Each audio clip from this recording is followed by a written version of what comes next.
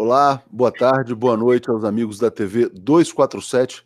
Começando agora mais um programa Léo ao Quadrado com meu amigo Leonardo Stoppa. Que saudade, ai que saudade de você, Léo. Fala, Léo, e como é que estão as coisas? Como é que foi lá pro Nordeste? Olha, curtiu Olha, uma praia para aquele lado, eu tô sabendo, Léo. pois é, curti uma praia. Ô, Léo, é o seguinte, todo mundo, cara, todo mundo me perguntava por você. Cadê o Leonardo Stoppa? E quase todo mundo dizia, olha, comecei a assistir a TV 247 por causa daquele menino lá, aquele outro Léo lá. Sabia disso, né? Não, Léo, não é assim também não. Isso é generosidade sua. Tá certo. Ô, Léo, mas foi muito bom. O carinho do povo pernambucano é uma coisa espetacular, é maravilhoso. E eu saí com uma ideia de lá, que eu vou lançar aqui, o pessoal vai abraçar e você não vai ter como fugir disso. Que é o seguinte, por exemplo, a gente recebeu muito presente, muito carinho e tal, e pessoas que vieram de várias cidades de Pernambuco. Gravatá, né, Garanhuns, que é a cidade do Lula. Teve a família lá de Feira Nova, Pernambuco. Aí eu pensei o seguinte, Léo, a gente vai para Recife, depois pega um carro e sai fazendo um tour, Léo ao Quadrado, por Pernambuco. A grande turnê, Leonardo Stoppa por todas as cidades do interior de Pernambuco. O que você acha, Léo? Acho que você está exagerando, Léo. A gente tem que tirar o Lula da cadeia para fazer essa turnê com ele. Ah, bom, aí você que está exagerando. A sugestão minha para dar mais certo ainda é essa. Vamos empenhar no Lula livre e vamos fazer essa caminhada aí pelas cidades com o Lula, para o Lula explicar para o brasileiro que tem jeito de melhorar esse Brasil. E eu vou até na técnica. Já pensou? Se eu for técnico de som do Lula, eu tô feliz demais. Mas o mais importante agora é que nós temos um herói, a gente tem que resgatar esse herói de qualquer maneira, porque senão a gente acaba afundando todo mundo junto. Maravilha, Léo, mas foi muito bom, realmente foi muito bacana. O Aquiles curtiu muito, Maura, Gisele, todo mundo, né, que estava lá com a gente, foi muito legal. O Paulo Emílio, lá de Pernambuco, o Léo Lucena também. Então foi realmente um encontro maravilhoso.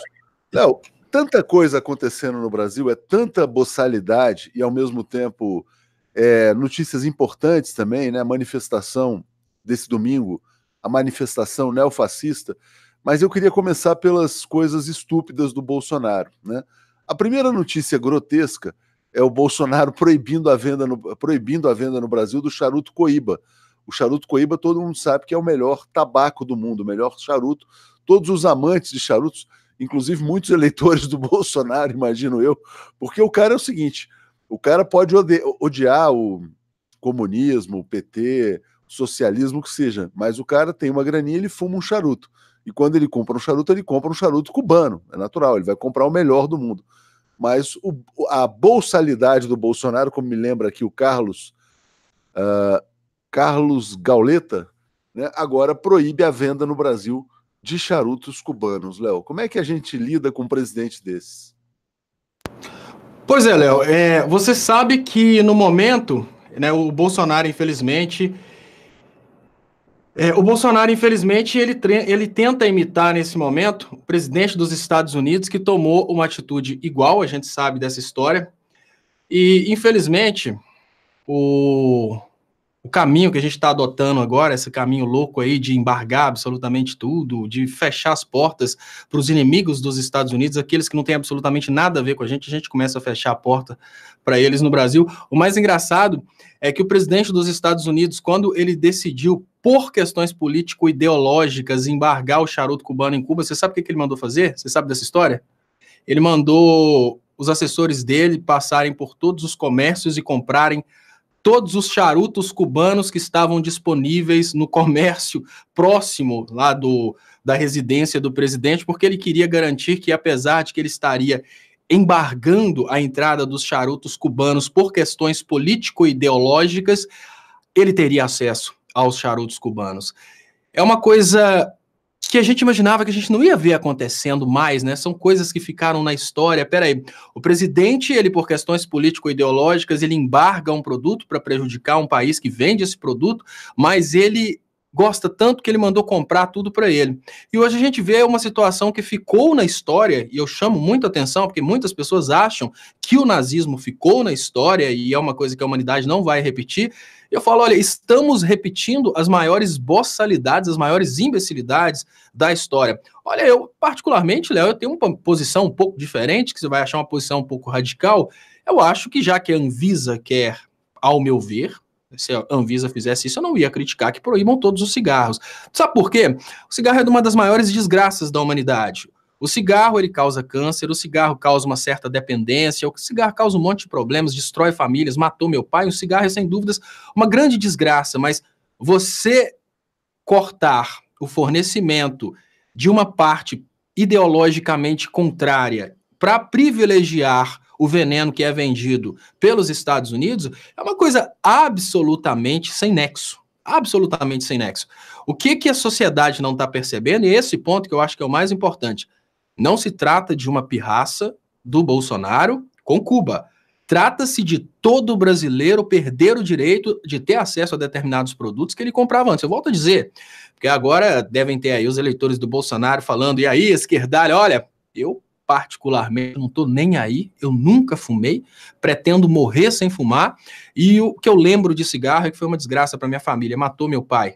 Então, eu não estou defendendo o cigarro, não estou defendendo o hábito de fumar, mas eu estou chamando a atenção do eleitor do Bolsonaro. Será que você não percebe que o seu direito de consumir determinados produtos está sendo restringido por um político que faz isso por questões ideológicas e questões mercadológicas para privilegiar as indústrias americanas? Ele está criando embargos a outras indústrias. E aí a gente vai totalmente contra o que levou o Bolsonaro ao poder.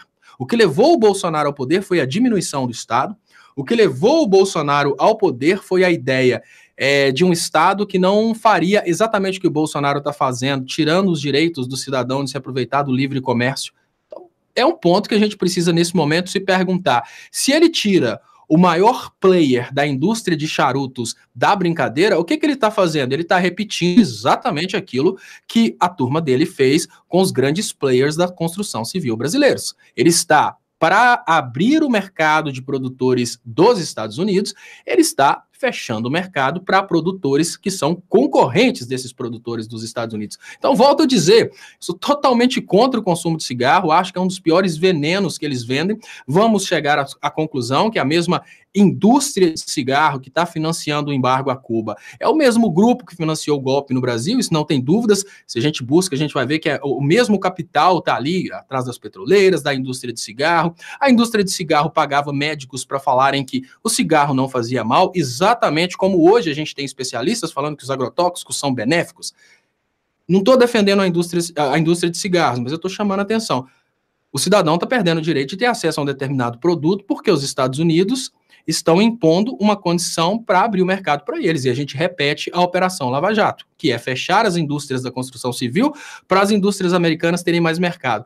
Agora a gente fecha as portas para um fornecedor, que é o maior, o mais reconhecido, o de melhor qualidade, para que os Estados Unidos possam tomar essa fatia do mercado. Isso é vergonhoso. Léo, deixa eu ler o comentário da Ione Costa dizendo: Freud explica novamente. Às vezes, um charuto é apenas um charuto, né? Porque essa frase é famosa, tem toda a questão lá do objeto fálico, que é um charuto, e o Freud dizia, não, às vezes um charuto é apenas um charuto. Mas eu queria trazer para você uma outra boçalidade, ou boçalidade do Bolsonaro no dia de hoje. Está na manchete nossa agora, Léo, o Bolsonaro se recusando a se reunir com o cacique Raoni. O cacique Raoni é uma das maiores lideranças indígenas do Brasil. Foi recebido recentemente pelo Macron, na França. Mas o Bolsonaro disse que o Raoni não representa o Brasil, né? E eu comentei muito, falei inclusive lá em Pernambuco, né, que eu vim assistindo um documentário chamado As Guerras do Brasil. E aí um dos episódios lá é sobre as guerras contra os povos indígenas. Quando você vê essa série, o ataque aos negros, aos índios, né, a todos os mais vulneráveis, você começa a perceber que talvez o Bolsonaro represente um traço extremamente violento e agressivo da elite brasileira. Então eu queria que você comentasse também esse aspecto dele se negar a receber o cacique Raoni. Nesse ponto, Léo, eu já nem vejo uma questão ideológica, eu vejo um acordo que existe do Bolsonaro com os ruralistas para desproteger os índios. Existe um acordo entre o Bolsonaro, capitalistas, obviamente, do agronegócio, que querem exatamente a desumanização dos índios.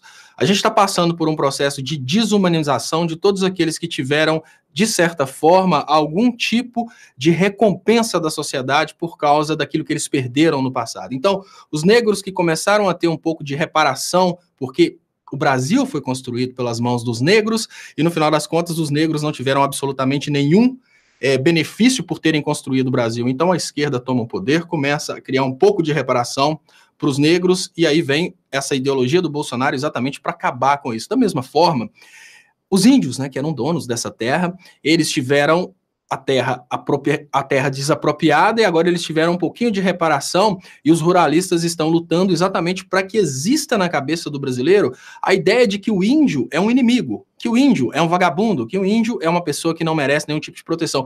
E como sempre existem determinadas exceções que acabam sendo utilizadas como regra pela comunicação da direita, aí eles trazem histórias de índios que são ricos, isso é absolutamente normal. Há o índio que tem uma caminhonete de luxo, e vão utilizando isso aí para extrapolar para a sociedade brasileira a ideia de que o índio é um sanguessuga que está aí vivendo às custas do povo brasileiro. Então desconsideram, e olha, o mesmo grupo ideológico que considera o genocídio em Gaza como uma coisa absolutamente normal, porque há mais de 2.000 anos atrás aquela terra seria de exclusividade de um povo, e hoje eles consideram que porque há 2.000 anos atrás aquela terra era prometida para os judeus, eles são contra o direito dos índios de terem alguns pedaços do que sobrou dessa terra, que há pouco tempo atrás, há 500 e poucos anos atrás, era a exclusividade dos índios. Mas a ideia é muito básica, Léo. Olha, tudo que está acontecendo no Brasil hoje está utilizando sempre o mesmo modus operandi, que é, primeiro, desumanizar determinada parcela da sociedade. Depois que aquela parcela da sociedade é desumanizada, qualquer atrocidade contra ela não faz nenhuma diferença para os fanáticos. Um exemplo disso são os eleitores e os políticos do campo progressista. Hoje você não vê apelo nenhum das atrocidades feitas pela Lava Jato contra os políticos de esquerda, porque, primeiro, antes de tudo isso acontecer, eles foram desumanizados como corruptos e merecedores de qualquer tipo de punição. Qual que é a ideia do Bolsonaro, que é uma ideia estratégica? As pessoas precisam entender que isso é criado por mentes brilhantes que são utilizadas para o mal. Isso não é uma coisa que acontece do nada. O Bolsonaro não responde uma coisa dessa simplesmente porque veio na teia dele e ele é um grande idiota, um grande boçal. Não. É uma construção que está sendo feita no Brasil. Os índios estão se aproximando do Bolsonaro exatamente para mostrar que eles fazem parte dessa terra, são cidadãos brasileiros. Mas, no entanto, o Bolsonaro ele tem que se manter distante dos índios, que a mensagem que ele quer mandar para o resto dos brasileiros é que os índios são um emperro ao desenvolvimento do Brasil e que esses índios estão tomando terras, tomando recursos. Isso é uma coisa arquitetada. Isso é o mais importante. Isso não é uma coisa que acontece por acaso, não.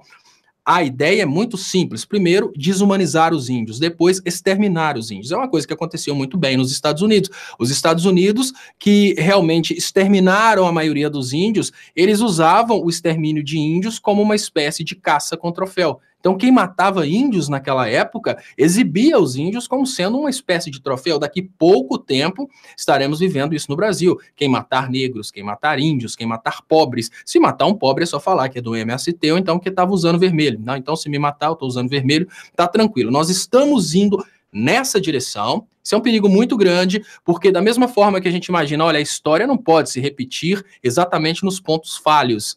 É claro que ela se repete. A história dos Estados Unidos proibindo os charutos cubanos se repetir nesse momento no Brasil, tantos anos depois, no momento em que a gente imagina que uma coisa dessa seria impossível, prova que nós estamos dispostos a repetir qualquer imbecilidade do passado.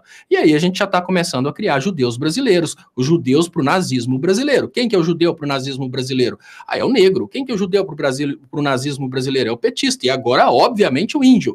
Quando essas pessoas começarem a se levantar contra a política do Bolsonaro, e essas pessoas que eu digo somos nós, quando o de esquerda começar a se levantar contra as políticas do Bolsonaro, ele pode ter autoridade para mandar a gente para a Câmara de Gás e não ter apoio público nenhum, porque nós fomos desumanizados. E as pessoas estão vendo isso acontecer e estão simplesmente ignorando o tamanho desse problema. Léo, tá tocando seu telefone no meio do programa, é isso? Você esqueceu de desligar o telefone, Léo? Quem que você acha que tá ligando para você? É o Moro, o Bolsonaro, quem é? Não, Léo, pior, muito pior. Pior? Pior. Eu acho que é uma das maiores ofensas que a gente tem dentro desse país é a utilização de gravação para fazer propaganda. Isso é um absurdo. A empresa pega, coloca uma gravação, olá, Você gostaria de adquirir a internet mais rápida do mercado? Se sim, pressione 1, se não, pressione 2. Aí você pressiona 2 de 20 em 20 minutos. Aí no final das contas, né, o que que você... E não adianta bloquear, porque os números são sempre diferentes. Isso, né, a proteção ao consumidor no Brasil, ela realmente está uma coisa muito falha. Como que um PROCON deixa uma coisa dessa acontecer? Uma empresa colocar uma gravação para tirar o sossego das pessoas, o telefone tocando todo tempo, você atende, você marca que não. Teve, assim, 4 vezes eu marquei que sim, aí eu recebi a ligação. Gostaria só de te solicitar que, por favor, exclua meu nome. Eu até quero o serviço, instala para mim. Aí você fala, não tem disponibilidade no seu interesse. Tá vendo? Não tem disponibilidade. Então faz o seguinte, eu já quero deixar contratado para quando tiver disponibilidade. Mas tira meu telefone da lista. Tudo bem, senhor? Claro que seu telefone será retirado da lista. Aí 20 minutos depois, você gostaria de adquirir a internet mais rápida do mercado? Com fibra ótica, TV a cabo e tudo mais? Pô, mas eu já adquiri já, você só não consegue instalar. Tira meu nome da lista. Ah, claro, nós vamos tirar seu nome da lista. Isso vai passando mês, vai passando o resto da vida. E aí é isso aí que você tá vendo, ó. Esqueceu o telefone ligado, ele toca. Tá bom, Léo, você se virou bem para resolver esse problema, mas por favor, no próximo, deixa o telefone celular desligado. O pessoal tá rindo aqui com você também. Léo, vamos entrar no tema principal, que são essas manifestações de caráter neofascista do último domingo, né? O que essas manifestações propõem? Fechar o Congresso, fechar o STF, implantar uma ditadura no Brasil, né? Tem lá o Moro como super-herói. Aí eu te pergunto, o Moro virou o líder do neofascismo no Brasil? Como é que ele quer ser... Outra coisa, Léo, como é que ele quer ser ministro do STF e ao mesmo tempo fechar o STF? Como é que funciona isso? Boa pergunta, Léo. Agora eu vou chamar atenção, eu sempre chamo atenção para coisas bizarras e as pessoas realmente não acreditam que as coisas bizarras podem acontecer, as pessoas acabam falando que eu sou da teoria da conspiração, mas há 2, 3 anos atrás a gente via pessoas falando Bolsonaro 2018 e a gente morria de rir. Olha, Bolsonaro 2018, a esquerda vai ser oprimida. Como assim? Bolsonaro não passa de 10%. Então, quando a gente via movimentações pró-Bolsonaro há pouco tempo atrás, a nossa reação era rir, porque a gente depositava muita confiança nessa sociedade. Eu posso dizer que eu nunca imaginei que dentro do Brasil a gente teria uma sociedade tão facilmente manipulável. E hoje, quando eu vejo esses movimentos, Léo, eu nem vejo como sendo um movimento vindo do Sérgio Moro ou um movimento vindo do Bolsonaro. Eu vejo como um movimento vindo de um sentimento fascista que está na classe média. Precisamos admitir que esse sentimento foi catalisado, e eu sempre tenho aquela teoria que a catalisação do sentimento fascista, ela veio dessa estrutura de agências neoliberais dos Estados Unidos que foram injetando esse sentimento no Brasil.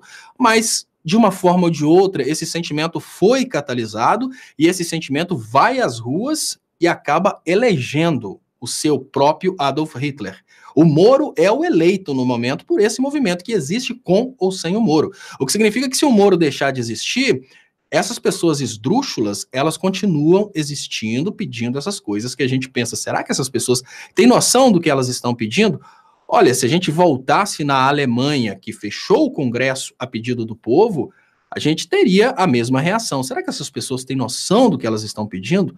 Será que essas pessoas realmente querem ter um ditador, uma pessoa que vai legislar e executar as próprias leis? Será que esse povo não tem noção do que está pedindo? Claro que não. Esse povo pede uma coisa que não tem nada a ver com aquilo que eles desejam. Eles desejam, uma parte deseja uma moralização, a outra parte deseja simplesmente vingança contra as camadas mais pobres, a outra parte está lá para participar de uma micareta porque a gente diminuiu muito a quantidade de shows de axé e aumentamos a quantidade de eventos políticos. Queira ou não queira, essas pessoas estão nas ruas fazendo um pedido que é muito incompatível com a sociedade, é muito incompatível com o atual desenvolvimento da humanidade. Mas é uma coisa que pode acontecer.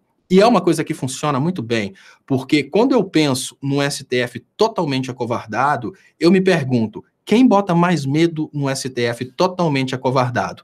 Aquele número de pessoas que mostrou-se extremamente bizarro e esdrúxulo, ou uma Constituição? Um pedido de liberdade para o ex-presidente Lula. É claro que essas pessoas botam medo no STF, é claro que essas pessoas estão nas ruas para pressionar o STF que jamais julgue qualquer coisa contra o Sérgio Moro. E por mais que eles sejam poucos, eles são perigosos. Por mais que a gente tenha a maioria, nós somos pacíficos. Esse é o detalhe. Então, quando eu olho para um movimento desse, eu falo, olha, tudo bem, o movimento esvaziou em número. E aí a gente entra num ponto que esse movimento acabou demonstrando para a gente de uma forma muito clara. Léo, na cidade pequena é muito comum o grande criminoso da cidade nunca ser preso. Sabe por quê? O criminoso faz amizade com a polícia. É muito comum que o criminoso possa cometer os seus crimes, porque ele faz amizade com a polícia e ali a polícia não vai punir esse criminoso. É triste falar isso da polícia, porque eu estou sempre defendendo a polícia, as forças de segurança, mas é uma coisa que acontece. O que eu consigo perceber no Brasil hoje, e eu não percebo isso como uma teoria da conspiração, eu percebo isso de uma forma muito clara, é que a falha da esquerda permitiu que o bolsonarismo conquistasse a polícia.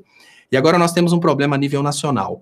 Nós temos os criminosos amigos íntimos daqueles que deveriam repreender o crime. Então, qual que é a situação que nós temos hoje? Nós temos um tribunal que tem o poder de tomada de decisão, mas nós não temos o poder coercitivo, ou seja, a polícia disposta a tomar decisão contra os verdadeiros criminosos. E o que eu tenho percebido é que, aos poucos, os criminosos estão aumentando a amizade com a polícia, tornando impossível qualquer tipo de ação contra os criminosos. E os eventos que aconteceram nesse final de semana mostram bem isso. Nós temos um Brasil onde o Tribunal Superior está totalmente acovardado, porque ele já não tem certeza se o poder coercitivo, ou seja, se as polícias obedeceriam uma ordem do Tribunal Superior ou se a polícia estaria do lado dos criminosos, porque o nível de amizade entre as polícias e os criminosos ficou tão grande que já é difícil um STF dar uma decisão contra o Sérgio Moro e acreditar que ela vai ser ouvida, que ela vai ser obedecida. Então, estamos vivendo o pior momento e essas coisas que parecem simplesmente grandes brincadeiras são demonstrações de poder, demonstrações de chantagem, demonstrações de medo sobre os que podem tomar decisão e não sabem se as decisões serão ouvidas. Deixa eu ler o comentário do Cláudio. Deixa aí o áudio, por favor. Ele fala assim: ainda acho que a importância das manifestações está sendo superestimada. Nem mesmo sabemos quantos foram pagos para participar da manifestação. Eu queria que você comentasse, Léo, a frase dita pelo Moro no Twitter, quando ele falou assim: eu vejo, eu ouço. Aí ele escreveu reforma da Previdência, pacote anticrime, não sei mais o que, futuro, Brasil, uma coisa nesse sentido, né? Eu vejo, eu ouço. Mas se ele estava de olhos abertos, ele teria que ver que essa manifestação pede o fechamento do Congresso e o fechamento do Supremo Tribunal Federal. Ou seja, você tem um ministro da Justiça estimulando um ataque às instituições, né? E as instituições não reagem, né? Porque em qualquer lugar do mundo você teria o Congresso convocando o Moro para explicar o apoio dele a uma manifestação que quer fechar o Congresso, e você teria o Supremo também avançando no julgamento da própria suspeição dele como juiz. Por que você acha que o Moro, vamos dizer assim, tenta emparedar e praticamente extinguir as instituições brasileiras, aboli-las, e elas não reagem? Porque chegou o ponto, Léo, que as instituições, é o que eu estava falando, as instituições não têm certeza que eles têm o poder constitucional que eles mesmos ajudaram a destruir. Isso é muito importante nesse momento. Aos poucos, as instituições foram destruindo a Constituição e o que o povo precisa entender é que, vamos pensar a situação da presidenta Dilma, a gente tinha uma presidenta da República, uma mulher que tinha prerrogativas de dar ordens nas Forças Armadas. Vocês já pensaram o que significa isso na prática? Peraí, todo o contingente das Forças Armadas vai obedecer uma mulher? Como assim? Não, não vai obedecer uma mulher. Vai obedecer uma mulher que foi escolhida por uma sociedade que tem aquilo que tem um nome bonito, que é o contrato social, que a gente chama de Constituição. Esse contrato social, ele é uma abstração que acaba alicerçando toda a sociedade e o papel de cada um nessa sociedade.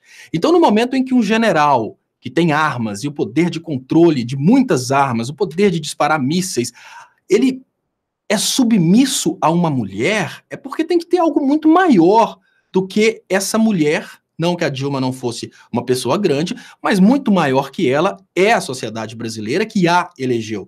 Então, tudo isso estava alicerçado num contrato social. A obediência de um general a uma Constituição, a obediência das polícias a um sistema constitucional, a obediência daqueles que usam as armas a palavras daqueles que sequer usam armas. Então esse é o detalhe. O ministro do STF dá uma canetada e toda uma polícia vai obedecer a canetada de um cara que está lá e não tem poder físico para fazer nada com a polícia. Isso é sociedade. É exatamente isso que caracteriza uma sociedade. O fato de que determinadas funções sociais fazem com que uma canetada tenha o poder de resolver grandes problemas e consiga fazer com que centenas ou milhares de policiais armados saiam para resolver um problema. Acontece, Léo, que o impeachment da ex-presidenta Dilma pode ter passado como uma coisa natural por uma base de apoio do Aécio Neves, por uma base de apoio do Bolsonaro, para as pessoas que foram enganadas.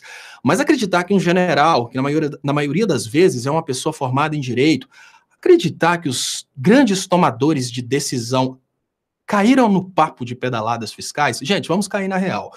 O eleitor do Bolsonaro, o eleitor do Aécio, aquele que foi conquistado pelo sentimento anti-PT, acreditar nas pedaladas fiscais, é uma coisa absolutamente normal. O cara ir bater panela nas ruas acreditando nas pedaladas fiscais é uma coisa absolutamente normal. Mas dentro do poder, todo mundo percebeu que foi um golpe. Esse aqui é o detalhe.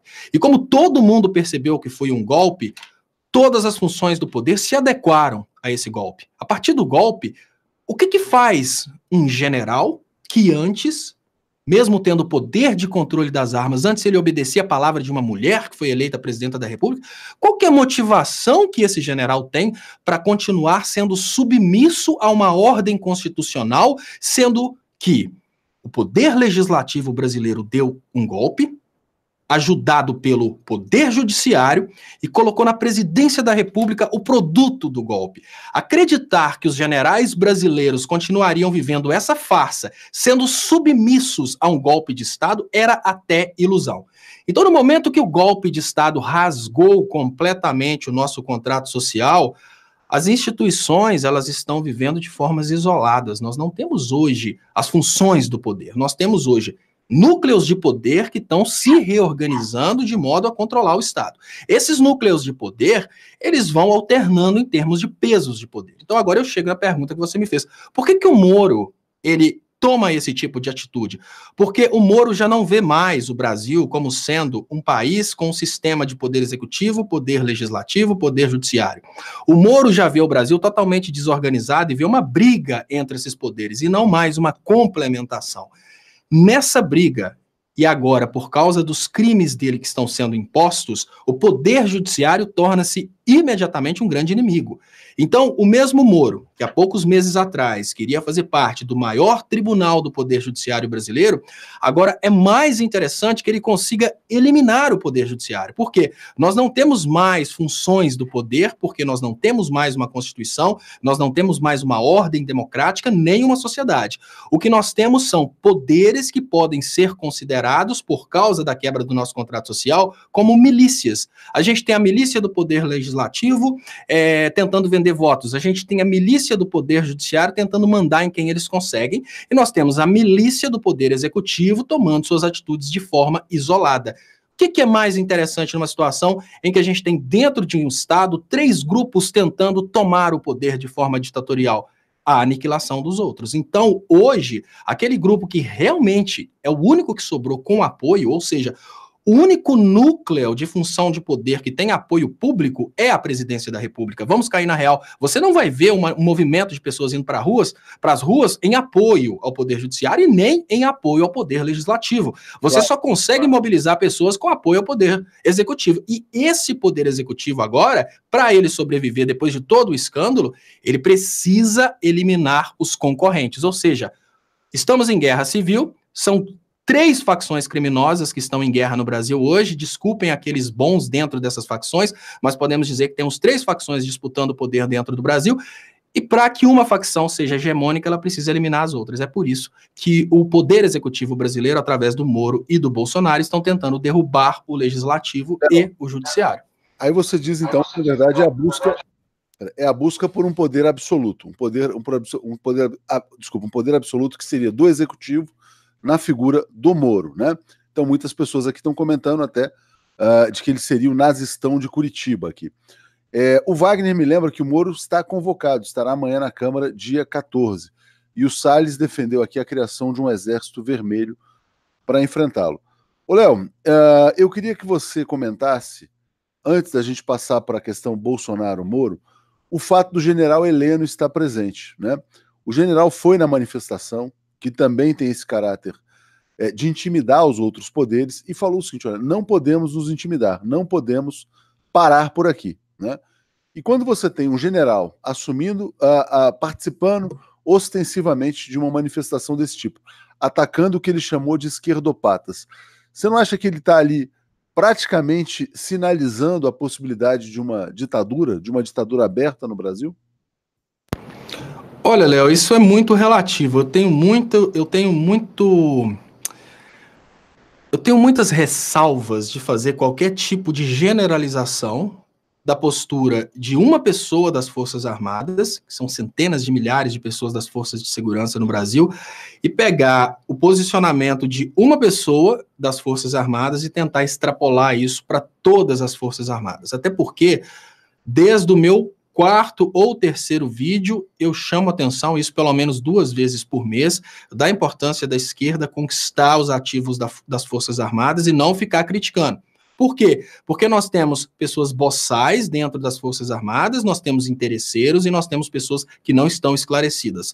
Os boçais são aqueles que não querem refletir sobre o assunto. Eles simplesmente pegam a posição que o chefe mandou e não conseguem refletir que o chefe pode estar errado, ou o chefe pode ter interesse. Os interesseiros são generais, como, por exemplo, o Heleno, que a gente sabe que não tem nada de ideologia, o negócio dele é querer participar do governo e, obviamente, ter os louros de participar de um governo de um país rico igual o Brasil, né? Estamos no momento em que um pequeno número de pessoas está vendendo o patrimônio de 207 milhões de pessoas. Então, é lógico, ele vai tentar sobreviver nessa posição para tentar vender o nosso patrimônio. Agora, conversar com os não esclarecidos é muito importante, porque nós temos uma vantagem sobre o bolsonarismo, que é a verdade. Se a gente consegue conversar com as forças de segurança e mostrar que todas as medidas do Bolsonaro levam à redução do poder de compra, vulnerabilização das forças de segurança através dessa coisa de armar todo mundo, todo esse contexto dá para a gente uma vantagem muito grande para a gente se aproximar dos ativos das Forças Armadas. O fato de que, olha, ele pode ter até uma rede de comunicação com as Forças Armadas, mas ele só utiliza mentira. Para a gente pode estar mais difícil para chegar, mas a gente tem uma vantagem. A gente tem, digamos que, a verdade do nosso lado. Mas não tem, Léo, movimento nenhum da esquerda no sentido de orientar e conscientizar as Forças Armadas. Eu faço meus vídeos isolados, eu explico a questão de que Forças Armadas são compostas em maioria por trabalhadores. Eu até brinco e falo, é muito mais fácil um soldado, um sargento, um cabo receber um Leonardo Estopa na festa de aniversário dele do que receber um Dória, receber um Serra, receber qualquer um aí que realmente é o rico que está sendo, ou até mesmo o nosso Paulo Guedes lá, nosso ministro da Economia. Claro que é muito mais fácil para um policial ser amigo de um trabalhador do que ser amigo de um banqueiro. Mas, no entanto, o meu trabalho tem sido isolado nesse ponto. Então, imaginar que a gente vai conseguir algum sucesso dentro do Brasil se a gente está deixando os criminosos fazerem amizade com a polícia e, como se não bastasse, a gente está deixando o nosso time ficar brigando com a polícia, a tendência natural é a gente levar a cacetetada, mas não por causa do general Heleno, é por causa de uma falha nossa. A gente precisa admitir, porque se a gente não admitir essa falha, a gente nunca vai conseguir corrigir. A maior falha que está permitindo o Bolsonaro e o Sérgio Moro usarem o talvez apoio das Forças Armadas contra a população, contra o STF, contra o Congresso, é a falta de comunicação das esquerdas com o contingente das Forças Armadas que não são representados pelo bolsonarismo. Se ele estivesse fazendo um trabalho fantástico de crescimento da indústria, crescimento da economia, e os comunistas estivessem tentando atrapalhar, tudo bem, Forças Armadas entrarem, metendo a cacetetada, mas não é. Não é. Desde a queda da Dilma, a gente só tem prejuízo, acúmulo de desemprego, empresas fechando, falências e tudo mais. Ou seja, está claro que a intenção deles é piorar, não é melhorar. Então, por que eles ainda estão lá? Falta de técnicas de comunicação. Evaldo dizendo assim, olha, Jesus disse, saiba outra face. Aliás, dê a outra face, né? Mas isso só vale no individual, no coletivo não. Paz e amor não funcionam. O fascismo voltou no mundo, ver o que está acontecendo na Europa. A Marília se tornou assinante aqui, agradeço muito nesse momento, virou membra aqui do canal, né? Agora, Léo, sobre a questão do general, eu queria destacar uma reação, que é a reação do Flávio Dino, governador do Maranhão. O Flávio Dino foi ao Twitter e se manifestou de maneira muito clara em relação a esse posicionamento do Heleno. O Dino disse o seguinte, que o Heleno está se colocando como uma espécie de tutor do Brasil.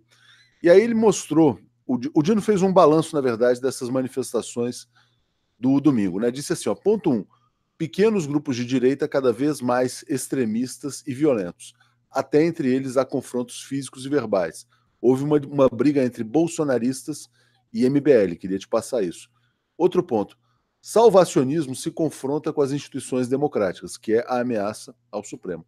E aí ele põe aqui, ó, um general agressivo se acha tutor do país, o general agressivo é o general Heleno, né? Eu vejo o Dino tomando essas reações, Léo, e eu até postei no Twitter e eu queria perguntar para você. O Dino tem me parecido hoje o político, pelo menos o político solto, mais corajoso do Brasil, porque tem o Lula, mas é um político preso. Como é que você avalia o fato de só o Dino estar encarando esse avanço do fascismo de uma maneira mais contundente? É aí que eu falo, Léo, olha, eu tenho falado isso, eu sei que isso é uma coisa pesada, eu sei que difícil, eu brinco até que existe uma diferença, né? Eu estava, com quem que eu falei? Foi com o Conde. Existe uma diferença entre o jornalista de esquerda, que é aquele camarada que tem um empregão de esquerda e tal, e ele às vezes tem a ideia até de que, olha, se o Lula ficar preso um pouco mais é até melhor, né? Porque aí de repente eu ganho mais uma grana. E o militante de esquerda, né, que não tem lá aquele salarão e tá querendo que as coisas se resolvam, porque o meu caso, por exemplo, como engenheiro, eu gostaria muito que o Brasil tivesse bombando em termos de tecnologia, em termos de produção industrial. Eu tenho chamado muita atenção a respeito disso. O que eu tenho visto é que uma quantidade muito grande de políticos parecem estar gostando desse momento, porque é uma oportunidade de julgar na cara do brasileiro a necessidade da esquerda no poder. Então parece que é mais ou menos assim, poucos políticos realmente querem a solução. E eu vejo isso porque pautas de unificação que poderiam derrubar o golpe rapidamente nunca são adotadas. Eu chamo atenção sobre essa pauta de trazer para o lado dos progressistas policiais e forças armadas, ela nunca foi adotada. É uma coisa que sempre foi ignorada e eu sempre tentei entender. Será que a esquerda realmente acha que os policiais são inimigos? Será que a esquerda realmente acha que as forças armadas são inimigas? Porque se não aproxima, parece que realmente está assinando embaixo do que eu falei. É uma percepção na esquerda, então, que os policiais são inimigos? Né? Então eu não quero estar nessa esquerda. Se a esquerda acha que os nossos policiais, trabalhadores que ganham praticamente o mesmo que um outro trabalhador brasileiro, e os ativos das Forças Armadas são inimigos porque o general é um inimigo, isso não é uma esquerda que me cabe, não. Porque está faltando essa inteligência na esquerda. Da mesma forma que eu percebo que existem políticos que estão percebendo uma grande oportunidade do brasileiro sentir fome, e é, sem dúvidas, esse momento o melhor momento para a esquerda crescer. Porque nesse momento, Léo, os políticos de esquerda, que obviamente são pessoas que estão protegidas pelas prerrogativas de deputado, de senador, etc., seja lá o que for, esses políticos de esquerda, eles não estão sendo tocados pelas mudanças, porque eles têm um patrimônio muito grande. Eles obviamente têm, seja uma previdência privada, uma reserva financeira, empresas que vão garantir para eles um futuro melhor. Quem está tomando pancada é o trabalhador.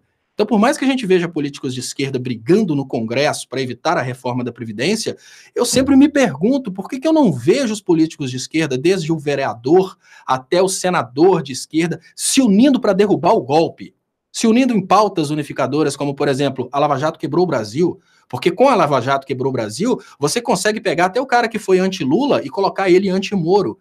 Então eu fico com um pouco de dúvidas se realmente existe, não na base, porque entre nós, trabalhadores, no povão, eu tenho certeza que existe uma vontade muito grande de ver a democracia de volta, de ver todo esse golpe derrubado. Mas às vezes eu me pergunto, lógico, com exceções, mas eu vejo o trabalho de alguns comunicadores de esquerda e parece que eles estão curtindo a prisão do Lula, naquela coisa que, olha, enquanto o Lula estiver preso, vai dar mais lucro. Da mesma forma, alguns políticos de esquerda, eles estão mais ou menos assim, olha, essa prisão do Lula é até legal, né? Porque a gente fica em alta, o Brasil sendo destruído, é uma oportunidade de eu pular de vereador para deputado, ou então de deputado estadual para federal, ou então de ser reeleito, virar senador. O que eu tô vendo é que parece que a esquerda tá gostando da destruição pela oportunidade de se manter, de repente, no Congresso, ou ter uma oportunidade de chegar ao poder.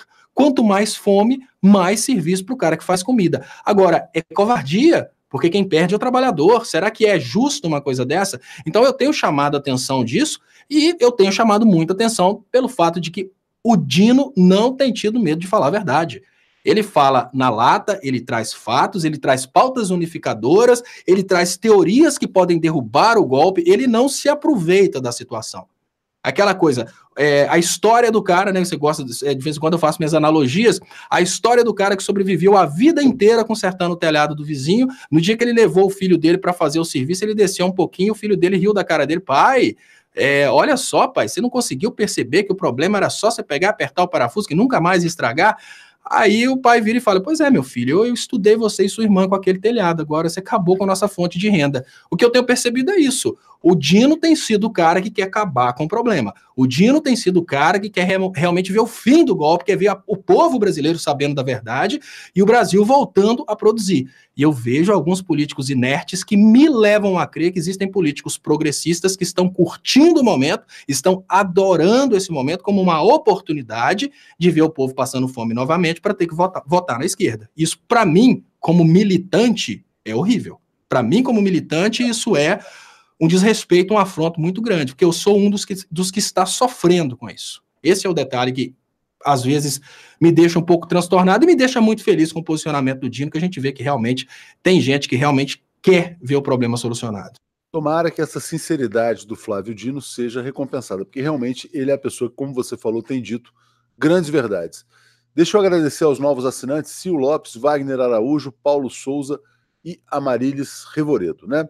Bom, passando aqui pelos comentários rapidamente, Léo, eu vou trazer algumas informações aqui. Estopa, quebrar a doutrinação militar no Brasil é impossível a curto prazo. É diferente dos militares venezuelanos que são nacionalistas e defendem o povo. Lá houve um processo de educação política, né? Valdinês, estou assistindo Pablo Escobar e vejo Moro como Pablo Escobar. Professor André Sena dizendo, Atushi, Léo, vocês acreditam que iremos sair dessa situação em que estamos? Eu estou sem esperanças, pois depois dos 39 quilos de cocaína no avião presidencial e toda essa covardia do STF, estou cético. Silvia Rodrigues, vocês não acham que estão sendo superestimadas as manifestações? Aqui em Porto Alegre devia ter umas 100 pessoas. E olhe lá, realismo sim, mas realismo demais é dar arma para os fascistas. Em São Paulo e no Rio havia uma quantidade razoável de pessoas, menos, mas havia gente sim. Ronaldo Alan, sobre o Coíba, cada charuto custa acima de R$200, ou seja, são eleitores do Bolsonaro.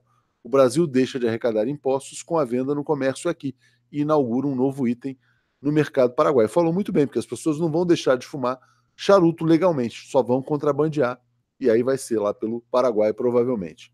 Né? A Ana Azor dizendo, e a polícia não sabe que são bandidos? Agora a polícia é teleguiada, tá dizendo, tá questionando aqui, Léo.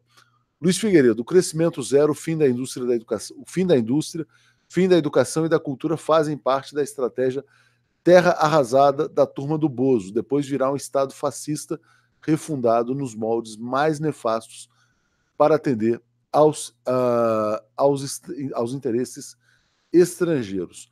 Ô, Léo, por falar em atender aos interesses estrangeiros, teve um caso novo hoje que foi do Zé Serra.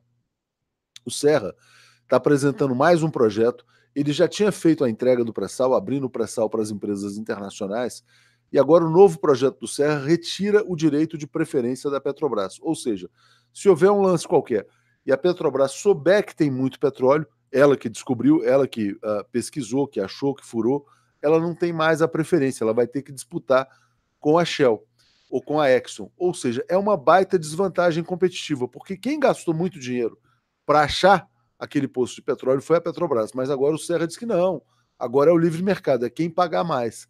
Na prática, é uma punição à Petrobras por ter descoberto o petróleo. O Serra, até agora, não foi incomodado. Já apareceram 23 milhões para ele na Suíça, etc. e tal. Você acha que o Serra é blindado por essas investigações justamente por estar entregando o petróleo brasileiro? Léo, todos os que estão do lado da entrega do patrimônio nacional estão blindados. E justamente por isso. Porque nós temos uma situação que eu sempre tenho falado sobre essa questão aí da chantagem com o poder, e hoje a chantagem com o poder passou dos rumos, né? Que agora não é só o chantagista que gravou as conversas, não. Hoje a chantagem está em alto nível. Hoje a gente tem a chantagem nas ruas. E, obviamente, para quem apoia Sérgio Moro, para quem apoia Bolsonaro, Serra é herói. E aí entra a parte que eu falo que isso só acontece por causa de um apodrecimento anterior. Nós não soubemos mostrar para a sociedade que a Petrobras é um patrimônio e não um peso. E existe na cabeça de algumas pessoas no Brasil a ideia de que é melhor dar esse petróleo para a Shell do que ficar com a Petrobras porque vai ter corrupção. E nós, Léo, nós vamos perder tudo. Nós vamos perder tudo porque, infelizmente, não é porque a gente não tem condições de reverter, não. É porque, olha, infelizmente na sociedade, as pessoas que ocupam espaços que são importantes nesse momento para reverter o que está acontecendo, elas estão se aproveitando do que está acontecendo. Se a pessoa é do campo progressista, ela acaba se aproveitando com a expectativa de que isso vai gerar votos, de que isso vai ser assunto para ser falado. Se a pessoa é da direita, ela está sendo paga diretamente por isso, que é o caso do Serra. E a capacidade de investimento interno vai diminuindo, né? Então volta ao que eu falo desde o início do meu trabalho. Nós estamos em processo de nigerianização do Brasil. Sem proteção ambiental, sem propriedade sobre os nossos recursos minerais, nossos engenheiros serão considerados simplesmente subalternos dos engenheiros gringos e a gente vai virar simplesmente uma terra de produzir alimentos e petróleo para ser consumido fora. A Sônia Guiraldo, Léo, está dizendo o seguinte: Serra, o vampiro brasileiro, se finge de morto até aparecer uma oportunidade para fazer maldade, chupar o nosso sangue. Se o Lopes está dizendo, Léo, o povo que votou no Bozo está se escondendo, nem conseguem olhar nos olhos. Povo na rua com firmeza, é o que ele pede. Torres, Estopa, penso que você está sendo injusto quanto aos militares. Nunca suportei. Dizendo que os militares são predominantemente de direita. Marcos Abreu, não concordo em absoluto com esse posicionamento, Léo. Não vejo políticos de esquerda querendo ver o povo passar fome para se manter no poder. Incabível. Então é um questionamento a esse ponto que você tem colocado, Léo. Olga Salomão, Léo, vocês estão com um discurso derrotista, leva os militantes a terem medo, né? Não sei se é derrotismo não, Léo, mas realmente eu acho que as pessoas estão ficando cansadas, né, com a falta de reação da sociedade brasileira diante de tudo que está acontecendo, né? Porque é muita destruição. É um projeto devastador, não tem mais base popular. A gente percebe, quer dizer, que a base radical do bolsonarismo está refluindo. Hoje saiu uma pesquisa também dizendo que a maioria do povo brasileiro é contra a privatização da Petrobras e dos Correios. No entanto, a privatização da Petrobras e dos Correios está acontecendo. Então, o que está faltando realmente é uma capacidade de mobilizar mais para tentar enfrentar esse quadro. Mas quando você fala, vamos perder tudo e talvez até possa reverter, muitas pessoas já estão tendo a percepção de que essa destruição talvez seja irreversível. Quando eu falo a questão da indústria nacional, Léo, eu não deixo de dar a minha opinião a respeito daquilo que normalmente eu trago as coisas que eu estudei.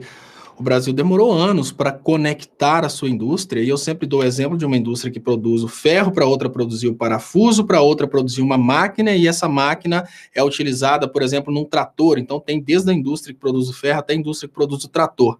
No momento que a Operação Lava Jato quebrou a Odebrecht, que comprava o trator, ela quebrou a indústria que produz o trator, então não tem mais por que produzir máquina, nem parafuso e nem o ferro.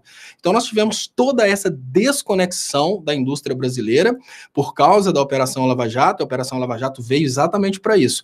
Agora, será que a gente vai conseguir criar de novo todas essas indústrias? E eu dei um exemplo de uma indústria que produz o ferro e o parafuso, mas a gente sabe que a cadeia produtiva para servir uma empresa grande igual a Odebrecht, que foi destruída pela Lava Jato, é uma coisa muito maior do que simplesmente isso. Será quantos anos o Brasil demoraria para colocar todas essas indústrias mais uma vez funcionando como uma engrenagem, todas conectadas? Muitos anos. A gente sabe que não é tão fácil assim. Porque o cara que trabalhava dentro de uma indústria fazendo uma determinada função, agora ele já voltou, por exemplo, lá para o Nordeste, está fazendo uma coisa completamente diferente, está tudo desconectado, desde a mão de obra até as empresas, a logística. Afinal de contas, os caminhoneiros foram considerados aí como pessoas improdutivas que compraram caminhão demais, porque o PT financiou caminhão demais, na hora que a indústria estava bombando. Muitas pessoas já não estão mais no ramo de transporte, muitas pessoas já não estão mais no ramo de metalurgia, engenharia, no ramo de construção civil, essas pessoas já voltaram, às vezes, para uma situação bem diferente da de antes. Esqueceram como trabalhavam. E como se não bastasse, será que as empresas que compravam do Brasil há 4 anos atrás e agora conseguiram um novo fornecedor para substituir o fornecimento brasileiro, será que elas estariam dispostas a deixar de comprar no novo fornecedor para voltar a comprar no Brasil, um país que simplesmente quebrou sua cadeia produtiva para vender o petróleo e prender políticos? Se eu fosse dono de uma empresa, por exemplo, da Alemanha, que comprasse parafusos de uma empresa brasileira, essa empresa brasileira quebrou por causa de um movimento político igual a Lava Jato, se essa empresa voltasse a produzir, eu não comprometeria a segurança da minha empresa comprando desse país novamente, porque isso pode voltar a acontecer. Então, o que eu consigo ver hoje é um Brasil que não tem credibilidade internacional em termos de governo, em termos de produção, porque, infelizmente, o governo pode quebrar a produção interna. Então, eu não tenho a menor expectativa que, em vida, eu consiga ver o Brasil de 2014 de volta. Eu não tenho. Eu sou muito derrotista nesse ponto, porque eu sou muito realista. Eu não tenho esperança de ver o Brasil, durante o meu tempo de vida, com as condições de desemprego, as condições de PIB, as condições de crescimento que ele tinha em 2014, principalmente no que diz respeito à desigualdade social. Eu não duvido que esse novo Brasil consiga ter um aumento no PIB, mas esse PIB vai para 1% da população. Que ele consiga aumentar o PIB por causa da produção rural, que ele consiga aumentar o PIB por causa da produção de minerais. Agora, se algum entre nós tiver condição aí de comprar um latifúndio para produzir, para ser um empreendedor dos negócios rurais, ou então tiver condições aí de montar uma empresa para concorrer com a Vale, que faça isso. É o futuro do Brasil. Mas para a maioria do povo, que são pessoas que trabalham, né, do batente, só tem que piorar, não tem nada para melhorar no Brasil. Eu não consigo ver um horizonte de melhora. E eu não consigo ver, no meu tempo de vida, o Brasil de 2014. E cada vez mais eu vejo esse Brasil mais distante, porque cada novo escândalo, cada nova empresa quebrada, cada aumento no desemprego, tudo isso que eu citei como problemas, desconexão industrial, perda de credibilidade, tudo isso vai só se agravando, vai chegando a um ponto em que não teremos nenhum parceiro internacional comprando nossos produtos industrializados, a gente só vende matéria-prima para fora. É exatamente isso que o Brasil foi negociar na Europa. Pergunta básica, qual que é a probabilidade da gente imaginar a qualidade de vida para um povo que simplesmente trabalha com plantação? Basta você comparar a vida de um camarada, de um engenheiro numa indústria brasileira com a vida de um senhor que trabalha de agricultor para o ruralista. O ruralista é rico, o agricultor não. O destino da maioria do povo brasileiro é, no máximo, trabalhar de agricultor. Não ser o ruralista, trabalhar de agricultor. Você falou. E será que é? Não, você falou bastante no programa de hoje sobre a questão da Odebrecht, das construtoras, etc. e tal. Hoje saiu um balanço no Jornal Valor.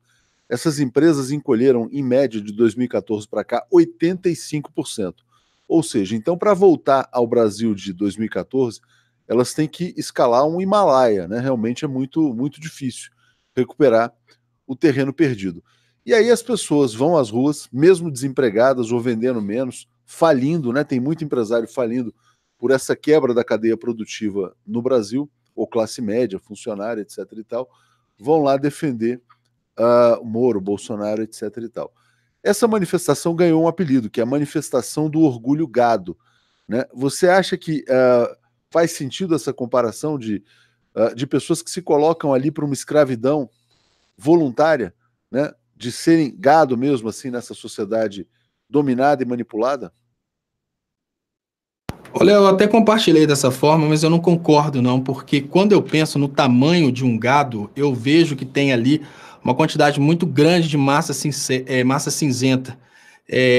Se eu tivesse que batizar, eu batizaria como Movimento do Orgulho Bagre, porque o que eu consigo ver ali é cabeça de peixe mesmo, aquele bicho que não tem a memória de longo alcance, só a memória curta, acaba de cair dentro d'água, você pesca o peixe, levanta o peixe, ele solta do anzol, cai e morde a isca novamente, porque a memória é muito curta. Eu acho que aquele povo que estava nas ruas fazendo aquilo não pode ter a inteligência de um gado, um cérebro tão grande. Mas uma coisa que nós precisamos concordar, Léo, é que eu sempre chamo atenção sobre as mentes brilhantes envolvidas na organização de todo esse movimento. As pessoas não perceberam isso.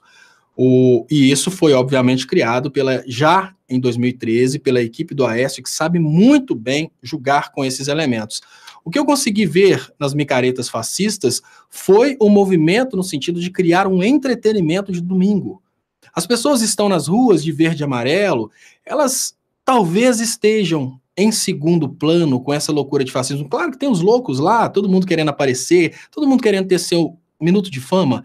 Antigamente, uma pessoa, para ficar famosa, ela tinha que batalhar, estudar um instrumento, aprender a cantar, ou então ter um talento realmente grande para chegar na frente de uma câmera, fazer alguma coisa e ficar famosa. Hoje não. O cara quer ter um minuto de fama dele, ele faz arminha na frente de uma bandeira pedindo o fechamento do STF, isso vai viralizar e ele vai ficar orgulhoso que ele viu aquilo, mesmo ele sabendo que aquilo é ridículo. Então, nós temos uma situação que essas pessoas, infelizmente, estão indo às ruas porque o sistema está proporcionando a elas coisas que elas gostariam de ter disponível nesse domingo.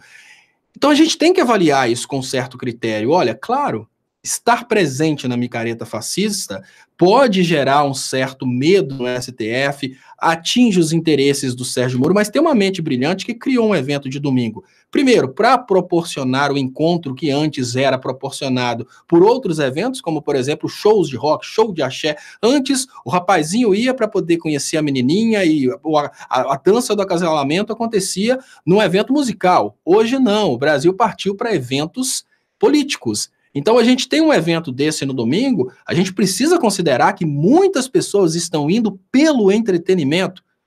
Substituiu um circo, substituiu um show de axé, substituiu um evento convencional de encontro, substituiu, inclusive, a missa e alguns cultos, né, de pessoas que iam simplesmente para ver o sexo oposto, uma oportunidade de acasalamento. Outras pessoas estão indo simplesmente porque isso realmente é uma oportunidade de aparecer. Então, se o cara chega num evento desse, e faz um discurso para a câmera, e aquele discurso viraliza, o cara se sente realmente o próximo Michael Jackson ou o próximo John Lennon, né? Porque ele, nossa, eu sou o cara mais famoso do mundo. E tem muitas pessoas que estão indo por isso.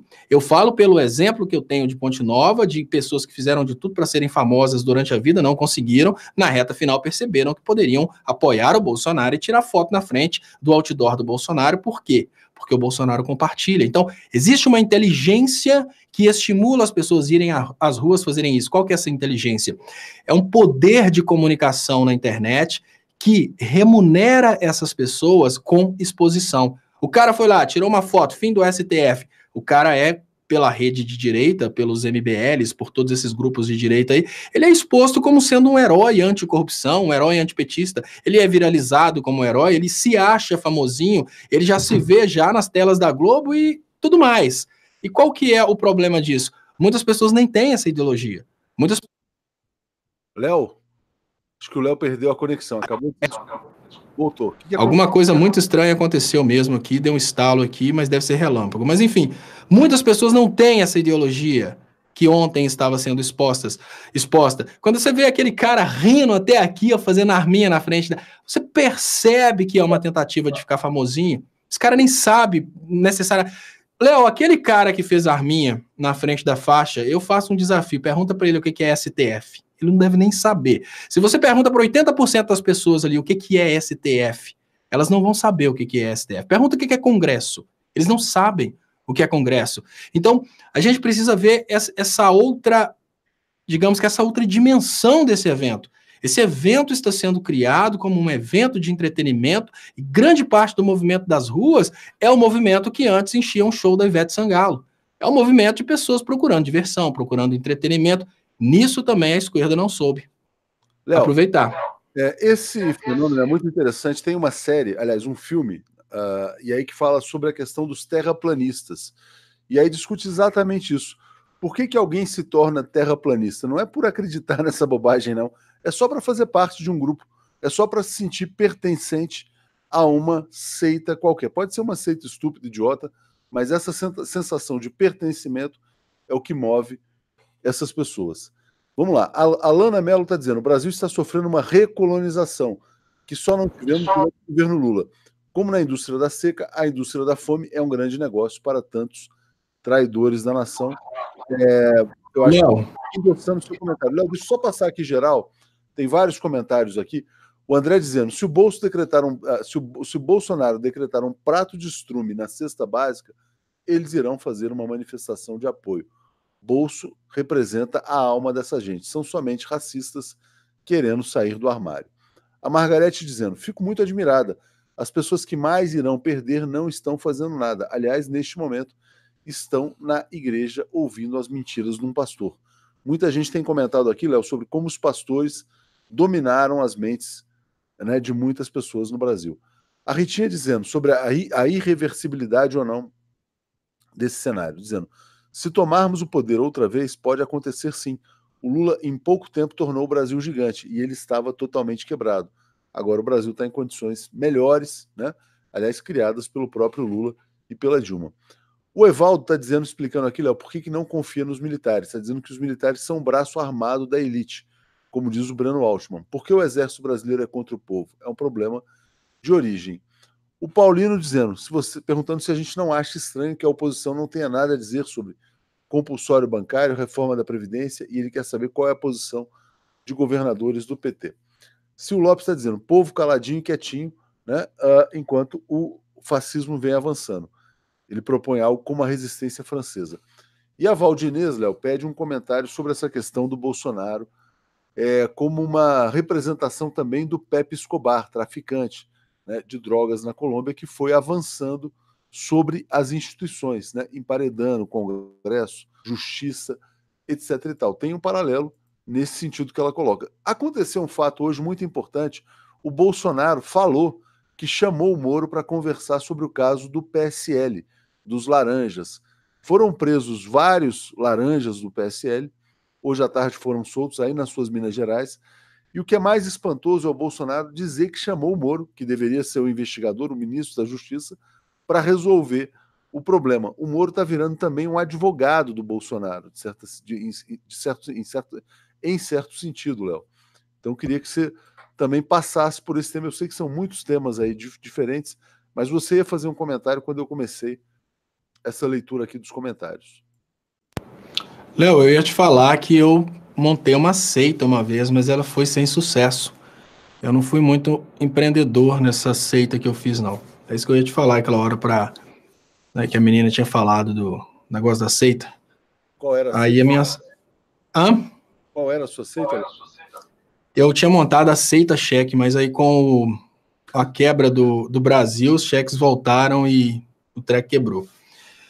Mas, bom, o Bolsonaro ele vai tentar passar um ar de transparência, e uma coisa que é muito interessante, a leitura que eu faço desse Bolsonaro colocando o Sérgio Moro constantemente... Léo, é que eu estou muito cansado. Estava falando do Pablo Escobar, obviamente. E aí eu vou entrevistar o Pepe Escobar amanhã. Como eu falo toda semana, ou quase toda semana, com o Pepe Escobar, ela falou Escobar e eu falei Pepe. Então peço desculpas mais uma vez ao Pepe. Evidentemente, estávamos nos referindo ao Pablo Escobar. Desculpa, Léo. Tá, Léo. Olha, o que eu tenho percebido é que depois do início da Vaza Jato, o Bolsonaro tem dado ao Moro um protagonismo digno de vice-rei. Eu nem diria vice-rei, eu diria como o Bolsonaro está fazendo uma dobradinha do tipo de Cuba, né, com o Che Guevara. Enfim, ele está tentando colocar o Moro como sendo seu braço direito na presidência da República, porque nem vice-presidente assim, né? O vice-presidente normalmente ele é decorativo e ele só surge no momento em que o presidente não está presente. Ele está colocando o Moro como sendo parceirão. E todo momento ele destaca a importância do Sérgio Moro, que dialogou com o Sérgio Moro, para tentar criar essa união quase que umbilical entre os dois. Isso aí, essa declaração dele, para mim, é secundária. É lógico que na hora que ele fala sobre essa declaração, ele traz à tona aquele Freudian slip dele, o ato falho, né, de tipo assim, não é todo o crime que é investigado, é só aquilo que a gente decide que tem que ser investigado. A gente consegue perceber, a gente consegue fazer a leitura desse ato falho, né, tipo assim, pô, que nós vamos decidir com isso aí? É crime, nós vamos investigar ou vamos deixar para lá, né? Ele, na falta de capacidade dele de perceber e se policiar, ele solta esse ato falho. O que deixa bem claro qual que é o modus operandi, infelizmente, do Ministério da Justiça, né? Escolher o que vai ser investigado e aquilo que vai ser arquivado. Mas, por outro lado, eu consigo fazer uma leitura de uma estratégia deles de criação aí desse vínculo de uma presidência da República representada por dois personagens. Nesse momento, e desde o momento da Lava Jato, da Vaza Jato, o Bolsonaro tem criado a ideia de que ele e o Sérgio Moro são um só. As pessoas não perceberam isso, mas isso tem um poder reforçador muito grande na base de apoio, porque nós temos pessoas na base de apoio que são Sérgio Moro, mas não conseguem, não suportam mais a ignorância do Bolsonaro, pessoas que são envergonhadas pelo Bolsonaro e por isso elas continuam apoiando o governo através do Sérgio Moro, como a gente tem a base dura de apoio ao Bolsonaro, que não se importa, obviamente, com conhecimento acadêmico, com nada disso, só se importa com o discursozinho de opressão. Mas o que a gente precisa perceber é que até nisso a estratégia foi muito boa, porque eles acabaram com essa fusão, criando ali um elo que acabou trazendo uma segurança muito maior para essa estrutura de poder que hoje está no ninguém solta a mão de ninguém. Eles estão, obviamente, amedrontados, mas eles se uniram e agora eles praticamente conversam se reforçando. No momento anterior, eles tentavam se esconder, era um protagonismo muito o Bolsonaro falando daquilo que ele pensa, o Moro falando daquilo que ele pensa, o Moro lutando pelo anticrime, o Bolsonaro lutando para esconder o caso Queiroz através da reforma da Previdência. Hoje não. Hoje, quando dá entrevista, deixa claro que o outro está do lado, que o outro faz parte, que é um grande conjunto, uma grande equipe. O Moro faz a mesma coisa. Na hora que o Moro está dando entrevistas, ele está sempre elogiando o Bolsonaro. É uma outra técnica. É uma técnica de manter a base de apoio, que precisamos lembrar que se o Bolsonaro ainda tem apoio da base intelectual de juristas radicais, isso é por causa do Sérgio Moro, porque deve ser muito vergonhoso para um juiz, para um procurador, ou então para um jurista, virar e falar que apoia o Bolsonaro. Ele, obviamente, vai alicerçar a sua desculpa de apoio a esse governo que está dando errado, falando, não, mas temos lá o Sérgio Moro, é um técnico, é um juiz muito técnico, é uma pessoa que realmente vai resolver o problema da corrupção e do crime no Brasil. Né? Tem vergonha do Bolsonaro, então fala, obviamente, do Sérgio Moro. Então, nessa conexão, os dois acabam resolvendo o problema. Os dois se tornam que é o super presidente do Brasil, para os coxinhas, que é a técnica do Sérgio Moro com a opressão do Bolsonaro. Então, essa nova estratégia deles é o que eu consigo ver nesse depoimento do Bolsonaro, que, para mim, esse ato falho de falar que só é investigado aquilo que eles querem, que o resto se arquiva, é só o secundário, é a parte que todo mundo conhece. Agora, essa nova estratégia de tentar criar uma blindagem através da criação de um super Bolsonaro para uns e um super Moro para outros, através da união dos dois, é uma coisa que eu tenho medo de, infelizmente, dar certo e mantê-los no poder. É o Moro que prende ilegalmente o Lula, isso já está demonstrado pelo Intercept, e que protege os laranjas do PSL. É uma vergonha planetária. Ulisses está dizendo, o Brasil precisa pagar o karma negativo adquirido com o golpe. Após pagar, tudo voltará ao normal. A classe média também irá sofrer muito, vítima da violência urbana. Tadeu, cadê a esquerda na rua? Divulgação já passou da hora. A esquerda vive perdendo o timing. Fazer vídeo é bom, mas o que vai mudar é povo na rua. Dora Cruz, vou repetir o que ouvi de um frentista eleitor do Bozo durante o convencimento para o segundo a respeito das perdas trabalhistas. Ele falou que o PT já tinha feito a maior bancada e que não deixaria isso acontecer. Pode, realmente, é uma vergonha. A Ana dizendo, os motivos que disse não ideológicos para se ir às manifestações são bastante estudados pela psicologia política e ocorre também nas nossas manifestações. Isaac, que tal na próxima manifestação convidarmos artistas de esquerda, atores e cantores para fazer shows como nos antigos showmícios? Fica a dica. Foi como aconteceu no Festival Lula Livre no Rio e também no Festival Lula Livre em São Paulo. A Tereza pergunta, como atingir pessoas de classe mais baixa? Que é o grande desafio, viu, Léo? Na verdade, levar a informação e a comunicação às pessoas que hoje estão perplexas, perdidas, mas com menos acesso à informação. E a Sandrinha dizendo, Estopa, por questões pessoais eu vivi o luto. Precisei aprender a valorizar a parte do caminho que percorri e nunca me apavorar pelo caminho que falta. Sou uma vencedora. Nós somos Lula Livre.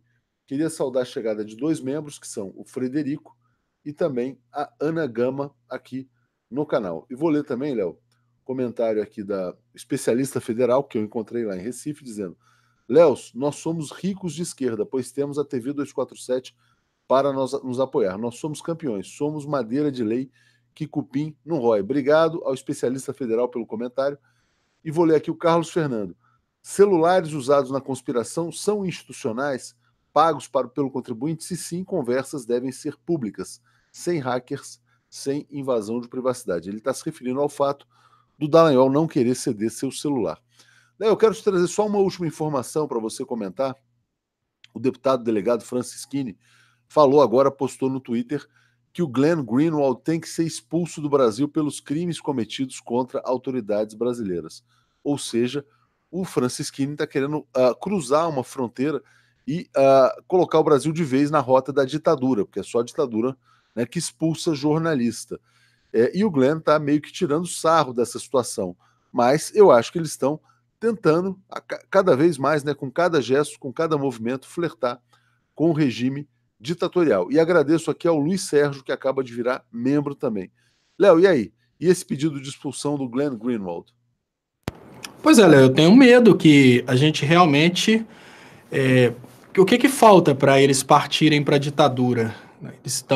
A gente tem o Bolsonaro e o Moro numa situação bem difícil, uma situação de possível queda, e nesse momento pode ser que a única escapatória deles seja isso, seja a ditadura. E na ditadura eles vão, obviamente, prender jornalistas, expulsar jornalistas, por mais que possa parecer uma coisa muito feia, mas o que mais o Brasil tem a perder? O Brasil já perdeu sua indústria, o Brasil já está num caminho de fazer negócios somente perdendo, porque se o Brasil tivesse vantagem competitiva em produtos industrializados, ou seja, se um produto industrializado brasileiro fosse mais barato que um produto industrializado europeu, pode até ser que o Brasil fosse perder o direito, por exemplo, adquirido nesse acordo Mercosul-União Europeia, mas em todos os acordos que o Brasil participa hoje, ele só perde. Então, ou seja, o Brasil não vai lutar por nenhum tipo de... o Brasil não vai perder absolutamente nada se de uma hora para outra ele partir para uma ditadura. Por que eles não fariam isso? O único medo de partir para a ditadura nesse momento é a incerteza que eles terão apoio de toda a base das Forças Armadas. Tem uma divisão nas Forças Armadas.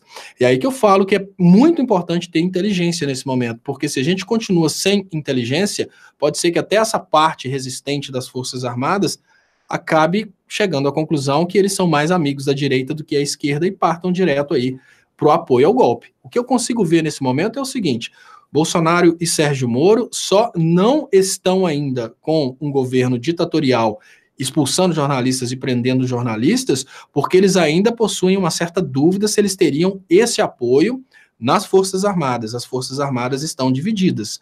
E por isso que eu falo, se a esquerda continua batendo nas Forças Armadas, enquanto o Sérgio Moro faz tweet passando a mão na cabeça das Forças Armadas, eu falo, olha, como que a gente faz uma reportagem sobre um criminoso que foi pego com 39 quilos de pasta base de cocaína e a todo momento destaca o fato do cara ser sargento? Isso é falta de inteligência na comunicação. A esquerda não sabe comunicar. Olha, eu peço desculpas, eu sei que estou falando de gurus, pessoas que são condecoradas, pessoas que são admiradas, pessoas para as quais a maioria bate palma. Mas para mim, quando você faz uma reportagem de um criminoso e acaba colocando uma patente que acaba repercutindo em toda uma instituição, que são as polícias e forças armadas, você não está sabendo comunicar de uma forma progressista. Você está querendo destacar o fato de que o crime está relacionado à patente. Isso, para mim, não é inteligente. Por outro lado, o Moro chega e dá um Twitter falando: isso representa uma pequena quantidade das forças armadas. Tapa pelo lado da esquerda, passa a mão pelo lado da direita. A gente está realmente ajudando o golpe a acontecer. Tem aqui comentários que são importantes para você encerrar o programa, e eu acho que fazendo uma reflexão sobre esperança ou não nesse cenário, né? Antes eu vou ler aqui a Denise dizendo: perguntei no encontro, Léo, Bozo pode ameaçar 247? Em tese pode, se o Brasil virar uma ditadura, toda a imprensa estará ameaçada, principalmente a imprensa do campo democrático. O que eles encaram como imprensa são esses sites de fake news da extrema-direita que eles próprios criaram. Então, realmente, imprensa para eles é isso, né? A Ana Azor está dizendo aqui, ó, PQP, o Estopa está aí para encorajar ou desmotivar? E aí eu queria que você respondesse a Ana, juntando com o comentário da Suzana, dizendo: oi, Léo, estou um pouco preocupada com a sua esperança, que eu acho que ela está falando em falta de esperança. Revise isso. Utopia é força transformadora. pense nisso. Léo, você está esperançoso, desmotivado, não tem esperança? Como é que você está vendo e como é que você enxerga isso com o seu papel como comunicador? Olha, eu sou daqueles que têm a visão de que a obrigação do médico é falar real com o paciente. Olha, se você não parar de beber, você vai morrer e isso vai ser em 2 meses. Porque ficar tentando amenizar a situação é não chamar atenção para a importância que tem de tomar uma decisão no sentido de resolver o problema. Eu faço essa comparação com o médico porque a medicina não pode dar colher de chapa para o paciente, ela tem que falar na lata, olha, infelizmente o seu caso é um caso de câncer terminal, você vai ter que despedir da família porque você pode morrer com 6 meses. Ou então, infelizmente, você está aí com a doença tal e se você continuar bebendo e fumando, você vai morrer muito rápido. Tem chance, mas dá seu jeito. O que eu falo nesse momento com as pessoas que estão ouvindo tem chance, claro que tem chance, mas nós não estamos fazendo as coisas corretas para que essas chances sejam aproveitadas. Nós estamos dando oportunidades para eles. E eu falo que falta uma certa inteligência de comunicação, porque a esquerda ela tem um defeito muito sério. Enquanto a direita ela valoriza muito o conhecimento, ela valoriza muito, principalmente, aqueles que estão chegando com novas ideias, a esquerda acabou ficando estacionada com os grandes nomes, e a partir desse estacionamento com os grandes nomes, ela ficou estacionada também nos velhos paradigmas. E eu acho que um dos paradigmas que mais tem dado oportunidade para o Bolsonaro partir para o endurecimento do regime é o paradigma a respeito dos militares. Isso é um paradigma que, para mim, não faz sentido algum, até porque você não pode culpar um jovem de 18 anos que está nas Forças Armadas hoje por causa de um golpe que aconteceu há muitos anos atrás. Então, se não existir esse nível de consciência na cabeça das pessoas, e se não existir também uma inteligência no uso das palavras, e a esquerda viralizar uma notícia de um crime, de um piloto que eventualmente era soldado, era sargento, porque isso é, sem dúvidas, o menos importante da informação. O mais importante é que ele era o piloto do avião presidencial. O mais importante é que ele fez campanha para o Bolsonaro.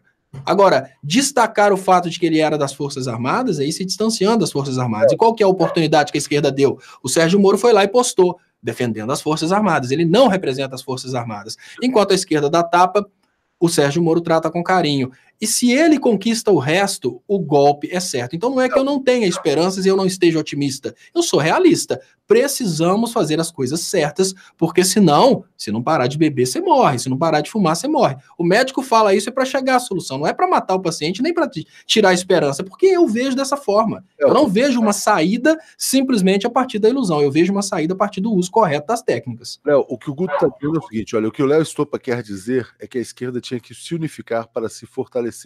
Eu vou fechar com um comentário da Regina dizendo, então, Léo, tu tem que ser pessimista ou realista para falar real, mas trazer um caminho otimista também, não ficar só no diagnóstico negativo. Fica isso como mensagem final. Agradeço a todos que nos acompanharam até aqui. Aqui, ó. O Thiago também trazendo um comentário. Eu ia passar por esse tema, mas acabou não dando tempo. Com certeza vai entrar no Boa Noite. Carluxo atacou o Mourão e também o general Heleno, dizendo que não confia na direção do GSI, que é o Gabinete de Segurança Institucional. É só uma crise do Tonho da Lua ou uma divisão no governo? Né? Claramente a gente está tendo aí, está caminhando para um enfrentamento entre milícias e generais. Né? O Bolsonaro demitiu o Santos Cruz, outros generais também.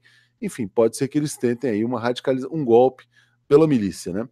Tiago de Paula, agora. Esse já tinha lido, que era o comentário do Tiago de Paula. Ô, Léo, então é isso. Ficou essa sugestão para que você tente, vamos dizer assim, ser realista no diagnóstico, mas também otimista ao apontar caminhos para as pessoas nas suas colocações. Obrigado a todos. Obrigado a você, Léo. E se você quiser fechar, por favor. Sim, eu queria agradecer a todos vocês. Eu volto às 10h30 da noite com o programa Léo Stoppa ao vivo, mas eu não mais transmito e não mais falo de política na página Leonardo Stoppa no Facebook, porque 4 vídeos de política meus foram removidos porque foram considerados nudismo, isso mesmo. Eu estou sofrendo ataques no Facebook, meus vídeos estão sendo atacados por nudismo, o Facebook não confere, simplesmente derruba a página. Então eu decidi não postar mais política no Facebook, porque obviamente essa falha no algoritmo do Facebook, ela é para o Facebook dar condições para os outros derrubarem as páginas da gente. Então, somente no YouTube, A partir de sexta-feira passada, eu estou somente no YouTube mesmo.